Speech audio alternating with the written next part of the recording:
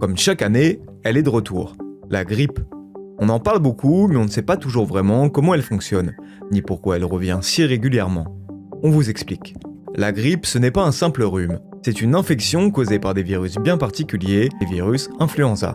Ils s'attaquent au nez, à la gorge et parfois aux poumons, et provoquent souvent une fièvre brutale, des courbatures et une fatigue qui peut vous clouer au lit. Mais pourquoi elle revient chaque hiver ? Ce n'est pas simplement parce qu'il fait froid. En hiver, on vit davantage à l'intérieur, on est plus proches les uns des autres et l'air sec aide le virus à survivre plus longtemps. Résultat, il circule beaucoup plus facilement. La grippe se transmet très vite. Quand une personne infectée tousse, éternue ou même parle, elle projette de minuscules gouttelettes pleines de virus. Elles peuvent se déposer sur vos mains, sur les objets ou rester un moment dans l'air, ce qui explique qu'on peut l'attraper sans avoir été en contact direct avec quelqu'un. Mais ce qui rend la grippe vraiment particulière, c'est que le virus change tout le temps. Chaque année, il mute, se réorganise et notre système immunitaire doit à nouveau s'adapter.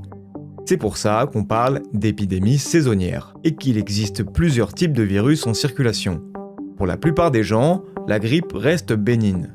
Mais elle peut devenir sérieuse chez les personnes fragiles, les seniors, les femmes enceintes ou les personnes souffrant de maladies chroniques. Les complications notamment pulmonaires ne sont pas rares dans ces cas-là. Alors comment s'en protéger ? Le moyen le plus efficace, c'est la vaccination.